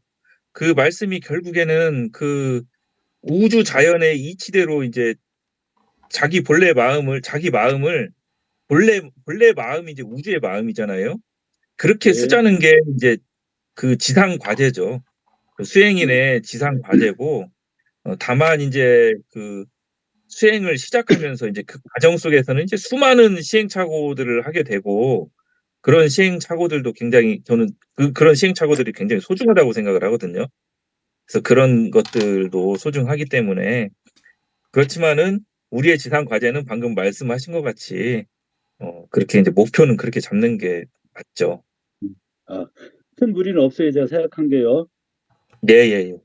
네, 네. 그리고 이제 아까 이제 말씀하신 것 가운데 아이고 이것도 저 에코 들어갔네. 다른 분들은 괜찮은가요? 이제 아, 돼서 괜찮아요. 방금 잡혔어요. 아, 잡혔네. 하자마자 예, 예. 잡혔어요. 괜찮아요. 말씀하세요. 네, 네, 하자마자 네. 잡혔어요. 이제 12이해에 대한 나름 정확한 뭔가 있어야 된다. 아까 뭐 옳고 그르고 뭐 이렇고 해롭고 이거에 대한 교무님 간의 말씀을 하시면서 뭐라고 딱 정의를 안 내려주시고 그냥 12이해에 대한 이제 약간의 의제처럼 문제처럼 이제 내주셨는데 제가 그때 잠깐 들으면서 만약에 저 누가 묻거든 저는 너는 이철호는 어떻게 얘기할래? 라고 묻거든 저는 이렇게 얘기할 건데 하는 생각을 해서 그분을 한번 또 여쭤보겠습니다. 누구한테는 옳을 수도 있고 누구한테는 그럴 수도 있다. 또한 누구한테는 이로울 수 있고 누구한테는 해로울 수도 있다. 그러면 누구한테는 그럼 뭐냐? 그래서 저는 그 기준점을 잘 잡는 것이 가장 중요하지 않나. 제가 요 얘기하기 전에 조금 더 말씀을 드리면은 일제유심절 때 이 힘이 나에 국한된 나, 계령으로 나온 나의 힘도 이 마음을 가지고 모든 것을 보고 듣고 맛보고 하면서 내가 표현하려고 만들고 하는 것. 이렇게 힘을 이용할 수도 있겠지만은 또 하나의 그 힘은 이론의 힘이 일체를 다 만들었다. 그러니까 기준점을 약간 달리 놓고 하다가 결국은 나의 힘과 이론의 힘이 하나이기 때문에 하나로 통합해서 봐도 문제는 없을 것 같아요. 대신 그 이해하고 말하는 과정에서는 초점을 그렇게 달리해서 말할 수도 있겠다는 생각을 했었는데 이도 이와 같이 어느 편에서는 이롭고 어느 편에서는 해롭다고 하면은 기준점을 잘 세우는 것이 가장 중요하지 않을까. 결국은 이론의 입장에서 보았을 때 12, 이론의 입장에서 보았을 때 2해. 이렇게 보는 것은 어떨까 저는 그렇게 생각해 봤는데 그 말씀도 한번 해주셔 보죠. 그 이제 조금 약간 더 심화된 이제 질문을 해주신 것 같고요. 그 아까 제가 이제 중간에 얘기 드린 게 이제 그러니까 이 문제를 설명하기 제일 쉬운 게 그나마 제일 쉬운 게 그 철학적인 논쟁이에요. 공리주의하고 의무론하고.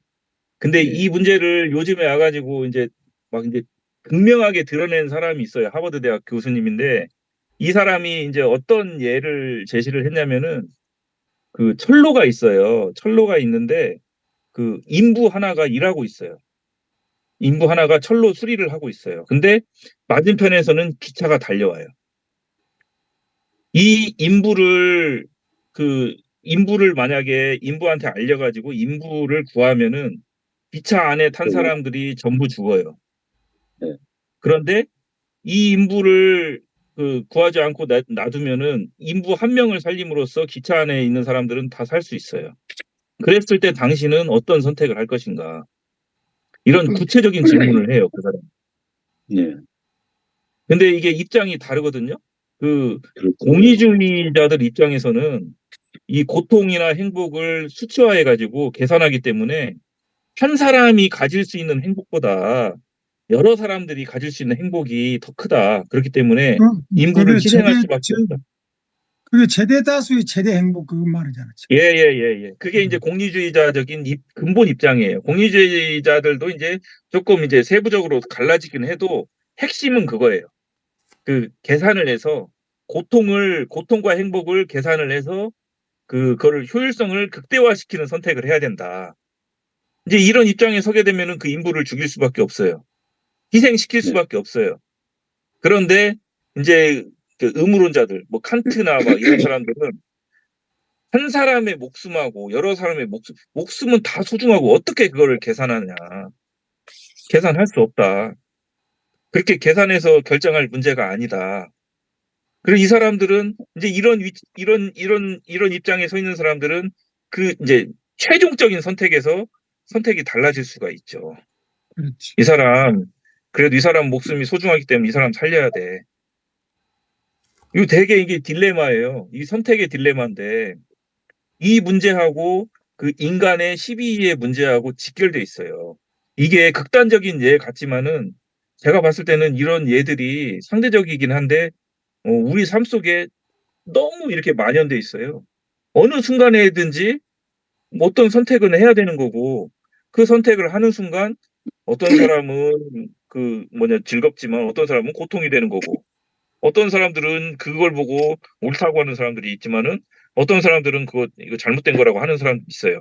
이게 12의 문제거든요. 근데 저는 이제 그 이전에 말씀드리고 싶은 거는 제가 아까 운전 얘기를 했잖아요. 운전. 네. 12회를 어느 개인은 이제 어떤 입장을 갖든지 간에 운전을 하는 거고 운전이라고 하는 거는 좌회전할지 우회전할지 악셀을 밟을지 브레이크를 밟을지 선택하는 사람은 운전자예요. 그 사고에 대해서 책임지는 사람도 운전자예요. 저는 본질적으로 질문을 좀 바꿔야 된다는 생각이 들고요. 그 12이해의 문제는 12이해 자체로만 그 한계를 정해놓고 연구를 할 게 아니고 아까 방금 말씀하신 이론의 입장, 그거를 더 이제 확장해 다른 말로 하면은 이제 대소유무의 입장, 자연의 입장, 그러니까 대소유무의 관점에서 자꾸 연마하는 게 수행자의 이제 근본 자세라고 생각을 합니다. 그러니까 어떤 것이 절대적으로 옳고 그르고 그런 거는 이 세상에 저는 존재하지 않다고 생각을 해요. 다만 제일 중요한 거는 책임지는 문제. 본인이 책임지는 그 자세가 훨씬 더 중요한 문제라고 생각을 합니다. 여하튼 그렇다 하더라도 네. 공익적인 기준이 더 앞서야 되지 않느냐, 사적인 거다. 그 이제 법문에 이제 찾아볼 수 있는데요. 법문에 이런 것들이 한 두 개 있어요. 정선동님 법문에 뜰 앞에 거미줄이 있고 거기에 나비가 걸렸는데 시자가 그 나비를 살려줬어요. 그 후에 정선동 선생님이 하신 말씀이 앞으로는 그냥 내버려 둬라. 이 부분이 하나 있고요. 또 하나 이제 모기장 안에 이제 정선동 선생님이 계셨는데 밤에 안 주무시고 가만히 앉아 계신 거예요. 그래서 그 이튿날 시자가 그걸 보고 이제 사실은 시자인지 뭔지 잘 모르게 누가 본 거예요. 그러니까 이제 저는 말씀을 드리자면 시자라고 하는 거고요. 보고 그 이튿날 아침에 모기장을 걷는데 모기장 속에 이렇게 보니까 모기가 많아. 그래서 병산수 선생님이 이제 모기가 뜯었다는 거게 되게 피를 빨아먹었다는 게 되겠지요. 근데 그걸 보고 정산종 사님이 그냥 털어버려라 이렇게 말씀을 하신 게 법문이 이제 두 개가 좀 생각이 나요.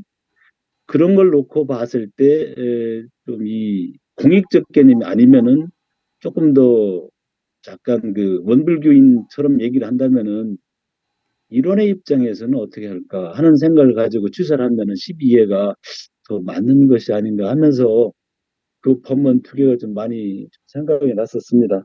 네, 제 질문은 이렇게 마치겠습니다. 감사합니다. 네. 감사합니다.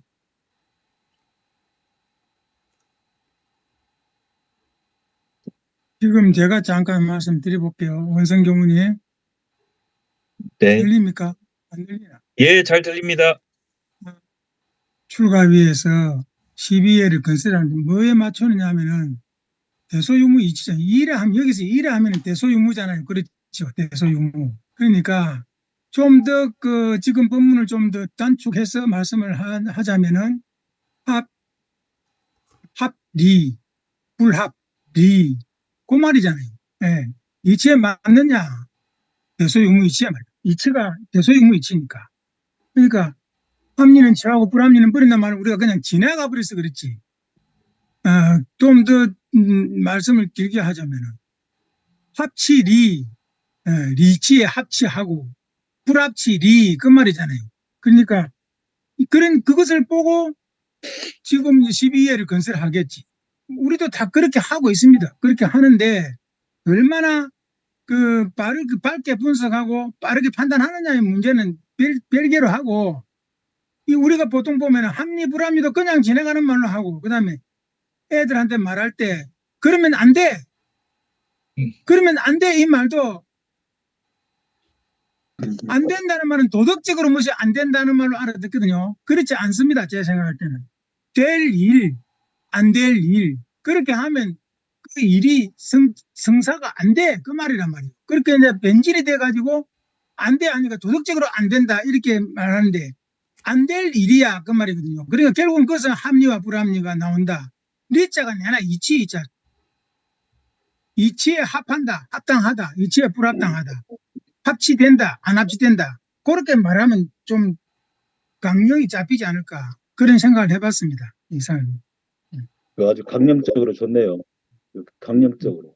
근데 이제 그게 결국은 대수유무를 주관하는 이론 자리로 기준점이 세워지면 딱 좋은 거 아닌가 생각이 드네요. 보통 내가 조금 말했지만, 그러면 아이들한테 뭐 어디 저리 간다 하면 안 돼. 그리 가면 안 돼. 그러잖아요. 그게 우리가, 변질됐다니까, 의의가. 예, 변질돼가지고 도덕적 개념으로 사용하고 있다. 실제로는 합리냐 불합리냐를 말한 거예요. 될 일과 안 될 일과 처음에 의원은 그랬다. 그렇게 말씀드리겠습니다. 그런데 이제 그 원사님이나 봉사님 말씀을 듣고 보면은 제 생각은 이제 합리냐 불합리냐 부분에 대해서는 대소유무 대소자리에서 둘러보아가지고 그게 부합되면 합리고 그렇지 않을 때는 불합리라고 보통 우리 원불교인들이 해석하기 쉬운데 이제 상황이 틀리질 수가 있습니다. 원사님 그 설명한 그 방향 쪽으로 말씀을 드리면 예를 들어서 두 사람이 어떤 일을 하고자 하는데 어떤 생각을 가집니다. 생각을 가지는데 그 A라는 사람이 나에게 질문을 합니다. 이거 어떻게 하면 좋지? 이런 상황인데 우리한테는 어떻게 하면 좋지? 우리와 나라는 이야기가 나옵니다. 그러면 이제 내가 답변하기로는 이제 평범하게 은행 40년 동안에 이제 해왔던 종합기획부에서의 핵심 이야기가 이렇습니다. 야, 그건 이제 공적으로 봐. 은행이 전체적으로 나아갈 방향을 봐야지. 한 개인의 부서에만 이런 부분을 생각하면 안 되잖아. 그거는 대자리를 본 겁니다. 그게 대자리에서의 합리입니다.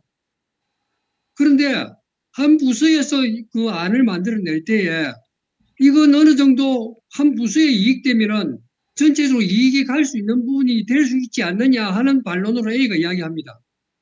그러면 AS 입장에서 보면은 그 말도 일리는 있는데 그러나 은행 전체적으로 보아가는 것이 맞지 않을까 하는 게 나의 답입니다.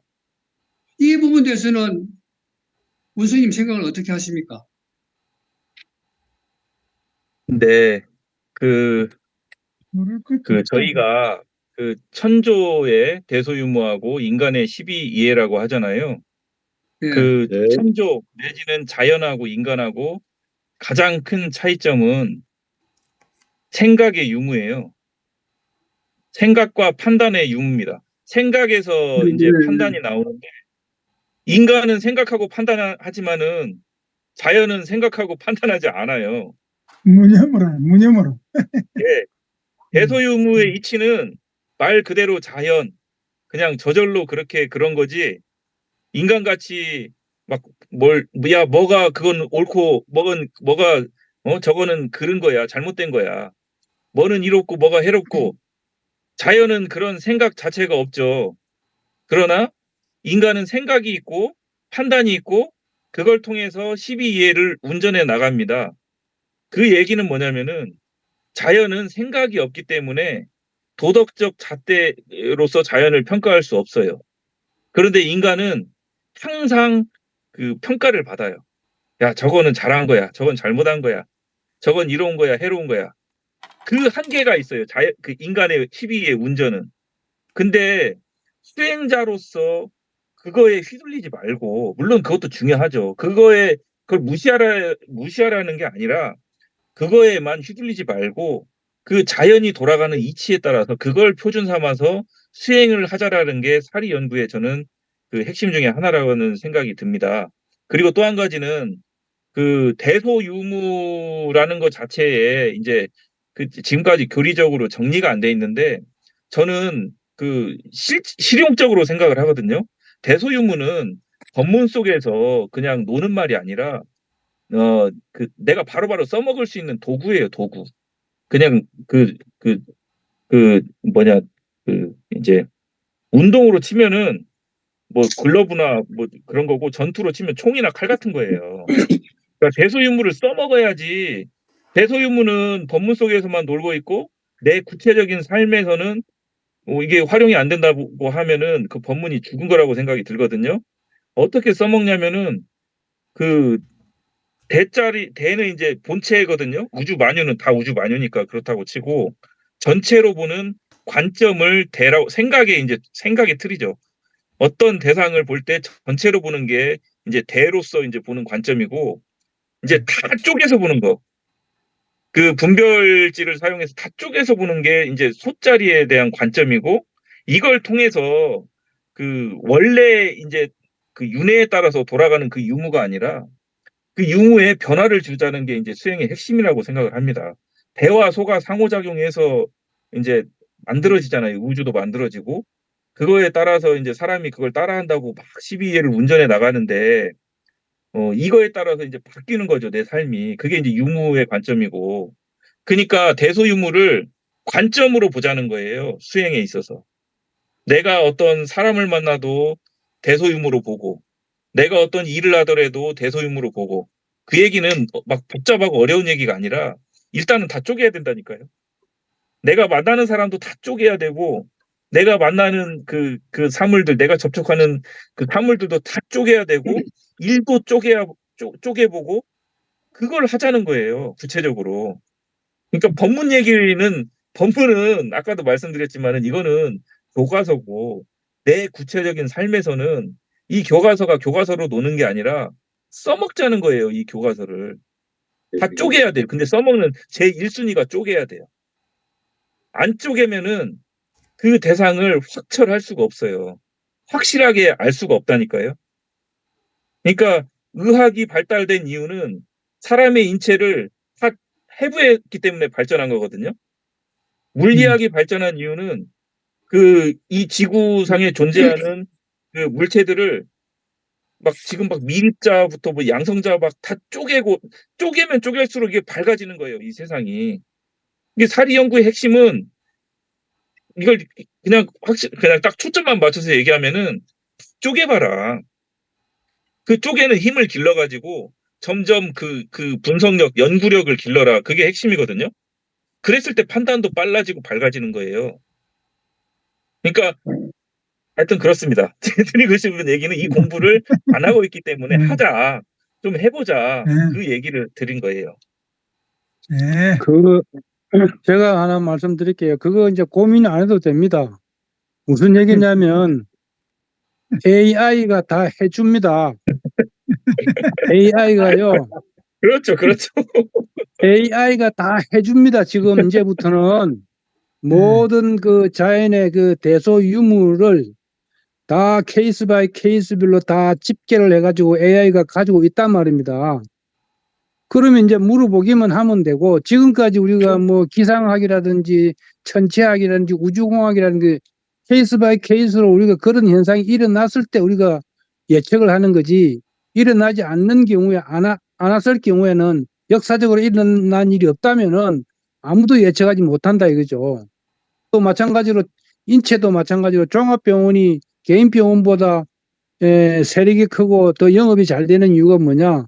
거기에 여러 사람의 그 병이 발병해갖고 진단하고 처방한 그 실적이 엄청나게 집적이 돼 있다 이 뭐죠? 그 종합병원에. 그러니까 케이스 바이 케이스로 내 병이 이제 그 찾아가지고 유사한 것을 찾아가지고 진단하고 처방한단 말입니다.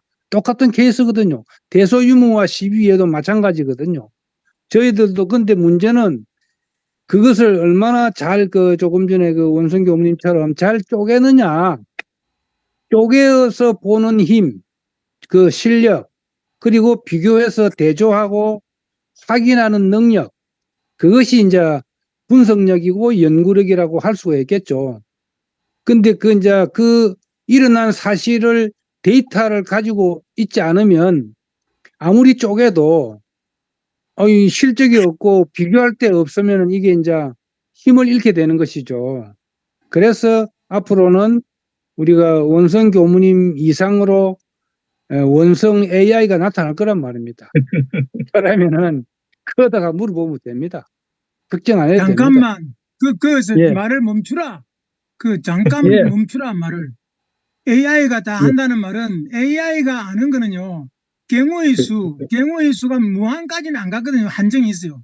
그 경우의 수가 한정된 경우의 수에 나왔던 데이터, 당신이 말하는 데이터, 그거는 데이터, 그것에서 도출해내는 것이기 때문에 안 일어난 거는 모릅니다. 그러니까 우리가 말하는 자리 연구 공부는 아직까지 지구상의 경우의 수로 나타나지 않았던 것에 대한 밝게 분석하고 빠르게 판단하는 할 수 있지만 AI는 그거 못합니다.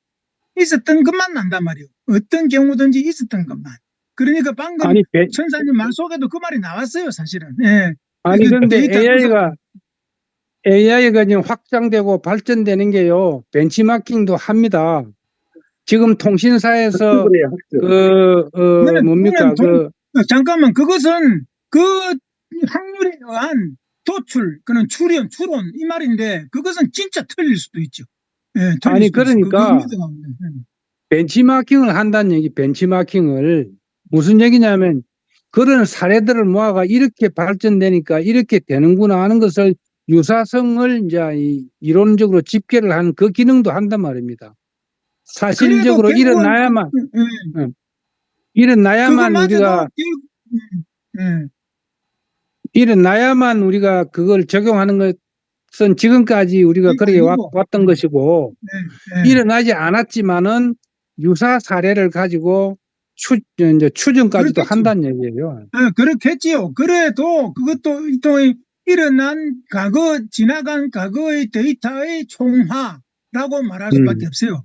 그러니까 이거 지금 우리가 대동사님의 제자로서 배운 바, 익힌 바, 대소유무 이치에다 합하는 그 이론을 들이대고 가는 거하고는 게임이 안 되지. 그놈이 아무리 지가 똑똑해도 AI가. 그러니까 지금 그렇긴 원성교 어머니의 법문을 그 근거로 해보면 그 비교하고 쪼개고 하는 것만이 중요한 것이 아니라 실생활에서 내가 쪼갠 걸 가지고 한번 그 활용을 해보고 써먹어 봐라는 얘기예요. 써먹어 보니까 안 좋네, 이제 이런 좋네, 뭐 이런 거를 케이스별로 실제로 집계를 해봐라는 얘기예요. 그러면은 그게 힘이 생긴다는 얘기죠. 예. 네. 아무리 세상에 새로 나온 일이라도요, 내는 그렇게 생각해요. 저는 될 일, 안 될 일은 정답이 정해져 있다고. 그러니까 될 쪽으로 가야 되지. 될 일 쪽으로 가야 돼. 가닥을 잡아야 된다. 그 말. 그것은 잘못하면 AI가 무속신앙 판단하는 쪽으로 건 기울어집니다. 무속인이 돼버리는데 잘못하면. 예지까지 포함했어. 예지력까지. 밝게 분석하고 빠르게 판단한다. 그거 공부하자는 거지. 예. 천사님 말씀도 많이 맞습니다. 예. 틀렸다는 거 아닙니다. 감사합니다. 예. 그 그냥 쪼개는 대꾸 한번 공부를 해봤어. 내가 대꾸. 쪼개는 공부를 제가 그 원성 교수님 계시니까 예를 하나 들어볼게요. 우리 옛날에 축구할 때 말입니다. 축구를요, 공을 갖다가 9등분을 내어서 연습을 했어요. 그냥 공차는 우리 일반적으로 공차면 그냥 공차잖아요. 그런데 공을 가로로 두 줄, 세로로 두 줄 딱 그어갖고 좌측부터 1, 2, 3, 4, 5, 6, 7, 8, 9, 9등분을 딱 내어가지고 그래가지고 1번을 차라, 8번을 차라, 7번을 차라 이런 식으로 연습을 합니다. 그러면은 대단한 실력자가 됩니다. 그런 것처럼 그렇게 해봐란 얘기죠. 맞아. 예, 됐어. 자, 이제 어느 정도 마치지. 또 더 질문할 게 있으면 이제- 하고. 이제 맞춰도 되겠습니까? 저기 한 나 말씀 선생님이 문제가 있나요? 나 한 선생님이 말씀 총괄 드릴게요. 책임자이야. 네. 저처럼 이렇게 나와서 좀 말씀하시라니까 그냥 앉아서 그러니까 동영상을 녹화를 해도요. 네, 이 메타버스를 녹화를 해도 아주 정지 화면만 돼요. 그래서 제가 이렇게 움직이느라고 지금 시간을 좀 보내고 있습니다. 네. 그리고 나 선생님, 네네. 아까 영사님 잘 못 들어오고 하던 그런 것들이 옆에 계속 링크를 올려놓는 작업을 계속 하니까 네. 나갔다 들어도 짚고 그랬네요. 그것이 중요한 것 같아요. 그런데요. 예, 그렇게 오늘 하면은 메타버스 가운데 그 줌 예. 화면이 자꾸 들어가요. 그러니까 중간중간 끊기는데, 네, 그거는 감안하셔야 됩니다. 네. 네네. 그러면. 오늘, 김원성 교무님 말씀, 예, 설법 정말 잘 들었고요. 잘 들었습니다. 평소에, 네, 저희가, 경청하고 또 많이 교훈으로 삼는 그런, 설법도 많이 있습니다만은 또 새로운, 네, 세밀하게 지적을 해주시는 게, 예, 정말 많이 좋았습니다. 감사드리고요.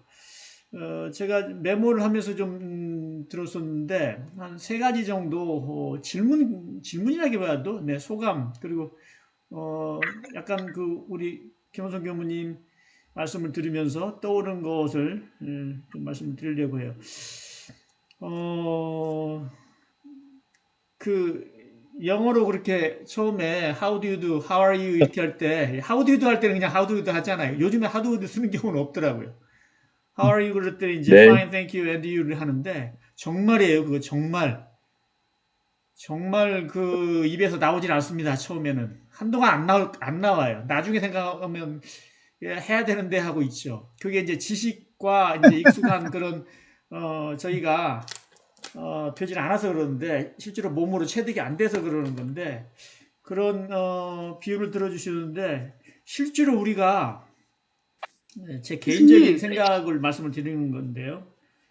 우리가 사막팔자 사은사요 또 우리 교무님들께서는 3844 또는 4438로 전화번호를 가지고 계실 정도로 그렇게 유명합니다. 3844-4438 이거 우리 교리 퀴즈 나올 때는 대부분 거의 다 맞추죠. 그런데 사실은 네, 아까 말씀하신 것처럼 체득이 됐느냐는 거죠. 예, 그거는 아주 딴 얘기예요. 기독교도 마찬가지인데요. 하나님을 믿는다고 하면서 사실은 하나님이 안 좋아하실 행위들을 하잖아요. 그래서 그런 부분이 머리로 하는 것과 몸으로 체득하는 것이 다르다라고 하는 거는 뭐 어느 종교나 아니면 어느 교육 시스템이나 아니면 우리의 시민의식이나 다 마찬가지라고 생각하고 그건 뭐 인간으로서는 항상 머리 염두에 두고 살아야 될 거라고 생각합니다. 하여튼 좋은 말씀이요. 예를 좀 들어주셨고요. 또 하나는 이제 참 어려운 말씀인데요. 어렵다기보다도 말씀하시기가 어려울 텐데 저도 사실 다른 분들한테 이렇게 말씀을 평소에 잘 드리지 못하는데 원성 교무님 말씀하시고 또 원사님께서 동의를 하셨는데 저도 정말 동의합니다. 법문 사경하는 거는요. 우리가 수행을 안 하고 있기 때문에 법문 사경으로 수행 대신을 하려고 하는 것 같은 생각이 들어요. 불교에 그런 용어가 있잖아요. 그런 가르침에 신해수지 한다고요. 예. 그 신해수지에 해당하는 어떤 그것을 어떤 분들이 이제 경전을 갖다가 이렇게 가지고 있는 것, 받들고 있는 것으로만 이제 어떻게 보면 공덕도 삼을 분들이 계시는 것 같은데 우리 원불교는 사실은 그런 이유는 없죠. 그런 일은 없는데 사경으로서 삼는 것 같아요. 그래서 수행을 아까 말씀을 드린 대로 몸으로 체득하지 못하는 것, 또 그렇게 노력도 하지 않는 것에 대한 어떤 일본 말로 반가이죠. 만회하기 위한 그런 적이라고 있지 않나 하는 생각이 들고 있고요. 그래서 이 경전사경은 그것을 내려놓음과 동시에 진짜 우리 원성 교수님 말씀하신 것처럼 정말 머리로 아는 것을 실제로 몸으로 체득하는 것으로 전격적으로 이렇게 해야 된다는 생각이 듭니다. 그렇지 않고서는 우리 원불교 정말 그 세계화는커녕 우리 한국에서도 발전하지 못해요. 번창하지 못할 거예요. 당연히 다들 알고 있잖아요. 진짜로. 두 번째였고요.